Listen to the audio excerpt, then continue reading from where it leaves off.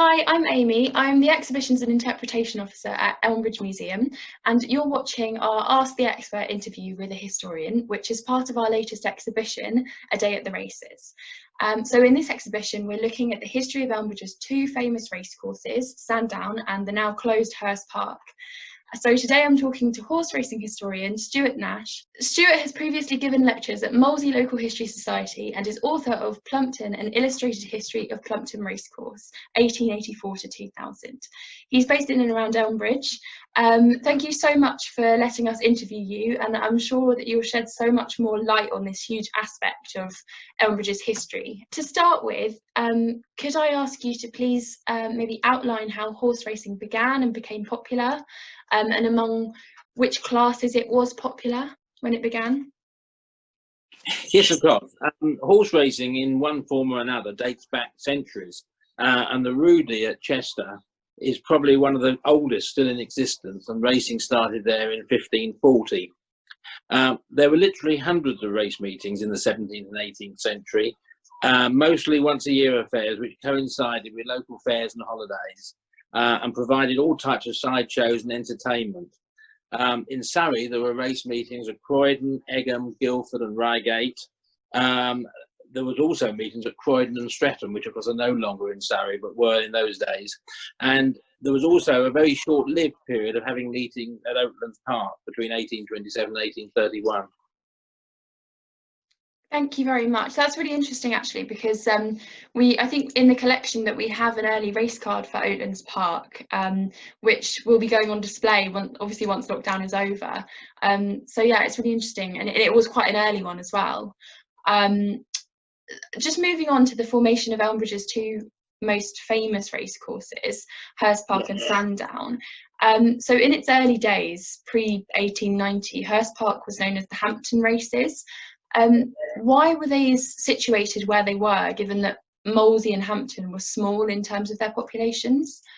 Before the days of the railway, people didn't travel far and sought entertainment locally. So even quite small places had race meetings. Although Hampton was rural, there may not have been suitable land on that side of the river available for race meetings. And so the Hurst, which was just across the river, and the ferry went across the river across from Hampton Church, was the ideal place for a racecourse. Hampton races took place there from 1814 to 1887. The contemporary accounts claim that thousands attended. That's really interesting. Do you think that the proximity of the Thames then played a part in its location, because river travel was so prominent back then? Yes, it would have been a way of getting to the races. Obviously, the early meetings at Hurst Park or on the Hurst predate the railway coming to the area. Okay. And I've read that a lot of courses closed at the start of the 20th century, and I wondered why that was, because the Jockey Club made various changes. What kind of changes were being made that caused so many courses to close? Well, basically, the Jockey Club was formed in 1750, and that was the start of trying to put some sort of structure around racing and also some sort of regulation. Over a period of time, they started then to look at the safety standards and the conditions of courses, and also look at the types of races and prize money. And so gradually they had a setup that only horses that had run at what were their authorised meetings by the Jockey Club could run at other authorised meetings by the Jockey Club. And gradually they did start to withdraw the licenses from some of the courses, and in fact by the 1800s, 1880s I should say, Hampton Races, the state of the course, it was an open common, so everyone could wander across it as they wanted to on non-race days, was in a very poor state, and the Jockey Club withdrew the license. So the last meeting there was held in 1887. Okay, thank you. Yeah, it's interesting that at the same time as many courses are closing, Hurst Park is just beginning and thriving. How did the Hampton Races kind of become the Hurst Park Races? Well, it wasn't a smooth transition, because Hampton ended, as I say, in 1887, and Hurst Park didn't open until 1890, and it was under completely different management. But what had happened was that in 1875, Sandown Park had opened, and Sandown Park was the brainchild of Lieutenant Colonel Owen Williams, who bought the land, which was part of Sandown Farm when it became available.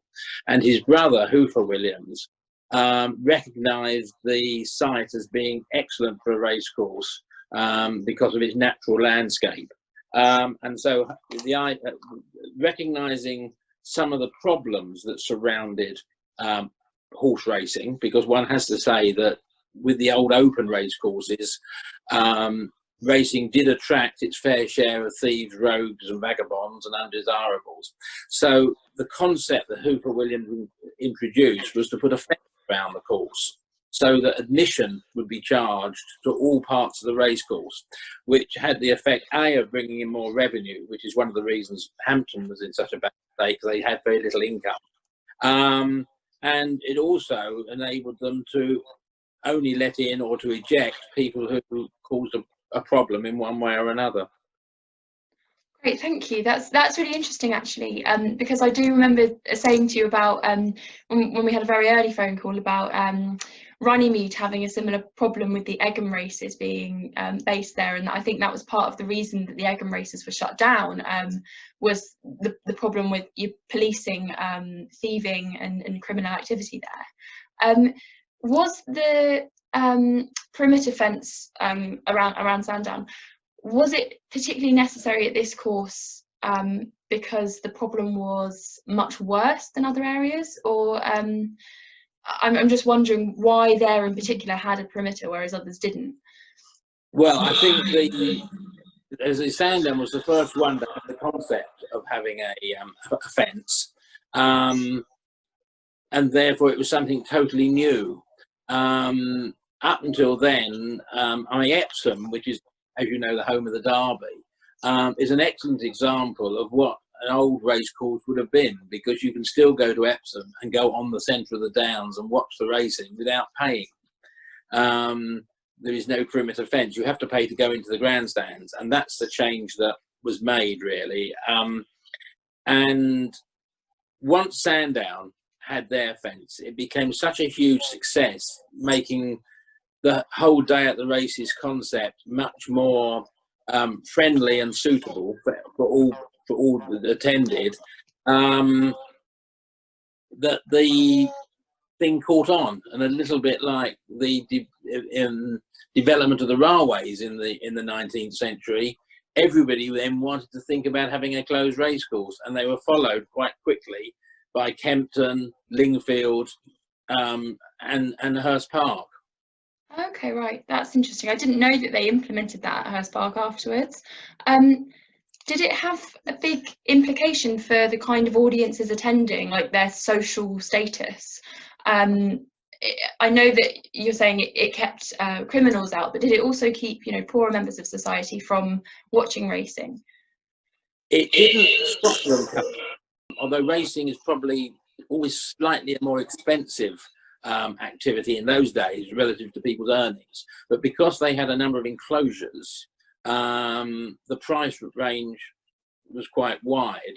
But yes, it was, by today's standards, very socially exclusive, in that there was a members enclosure, and then there were a slightly more expensive ring for those who were ardent people in gambling, and then cheaper ring. But I always thought that the centre of the course enclosure at Hurst Park and Sandown was a bit like going to the theatre and not being able to see the whole of the play, because of the view was much more restricted than it would have been in the grandstand. Yeah. Going back to Elmbridge, focus on Elmbridge, why were there two race courses set up so close together? I mean, there might not be any kind of answer for this other than charts, I don't know. But it seems quite odd that there's two in one borough. Yeah, well, I think the answer is really that although the Jockey Club set the rules and regulations, they didn't own any race courses. So individual race courses were privately owned or owned by companies, and they could compete against one another. the Jockey Club did set some standards which operated until quite relatively recently, that 2 meetings on the same day had to be at least 50 miles apart. But there wasn't any reason why Hurst Park and Sandown shouldn't both be operating.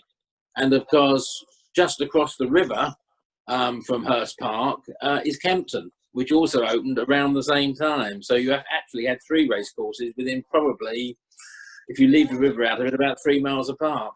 How would the typical Victorian racegoer get to Sandown, and how did it change gradually as time progressed? Well, again, one of the things that you identify from the more modern racecourses is their proximity to the railway, and the railway was all important in bringing in bigger attendances to the race. Some of the traditional racecourses that are still, in existence, like Epsom and Goodwood, actually are very remote from the railway. With Sandown, you had the Esher station just at the foot of the course. Kempton also had the line from Waterloo, and Hurst Park had the train to Hampton Court, which was slightly the wrong end of the course, but nevertheless wasn't that far away. And you also have to remember that the introduction of the railways made it much easier to bring horses to the races, because the horses would have been trained in training centres at stables, and they used to have horsebox trains that would come too. And Esher station had 4 platforms plus an additional platform for race days for the public, and also had a horsebox platform where they unloaded the horses and then walked them up to the course. When did the kind of horses coming by train stop? It stopped probably in the early 50s. Once motor horse boxes became more reliable and road traffic became easier with better roads and so forth, it was easier. So I think it was a natural progression, really. But obviously, for many years, the horsebox trains were a very important part of getting horses to the races, and much easier than in the days of Hampton Races, as I talked about much earlier. They would have been walked all the way to the course from wherever they were stabled. Great, thank you. Hurst Park was quite a long course in that, if you see the layout, I can't explain it here very well, but it was kind of following the road, and it was a very long course. Where exactly was the grandstand situated, and would racegoers be able to see the whole race? Yeah, the layout of the course was basically dictated, as you said, by the Hurst Road, which is on one side, and the bend of the river, which was on the other. And the curve of the back of the course very much followed the bend of the river. The grandstand, unlike most race courses, had to be put in place at an angle. So in terms of some of the people who might be listening to this interview, if they know Tesco's on Hurst Park and can think about that being the winning post at the end of the home straight, the grandstands would have gone across at about a 45-degree angle towards the river. And so when you were in the grandstand, or the grandstands, the horses coming up the straight of the course from Hampton Court end were coming virtually head on towards you, which probably did make it slightly more difficult to work out who was in the lead than when you're looking sideways on as you are at Sandown. Yeah, great. But it was a solution to the limited land available. Yeah, great. Thank you. Were there other? I'm quite, not an expert at all. What other kind of locations were there on the course where people could see the race other than the grandstand? Was there different locations? Yes, there were. I've talked about, the sort of social segregation. If you, again, look at the grandstands going across the top of the course, the enclosure nearest to the winning post was the members' enclosure, which you had to be an annual member to go into. Next to that was something called Tattersall's enclosure, which was the main way to go in. And then in the centre of the course, totally flat, without any buildings, there was no buildings to raise you up to the races, was the course enclosure. where again you see the race, but of course, like anywhere else where you're all standing on the flat ground, you're going to get people in your way at times. Great, thanks. So the grandstand was definitely, you know, back in the day, more for the more affluent people who are visiting, would you say? Very much, yeah, very much for affluence, and of course the membership very much followed the model of the gentlemen's clubs in London, social clubs in London, whereby the only people who could be members were men, and they had to be elected by the recommendation of another member.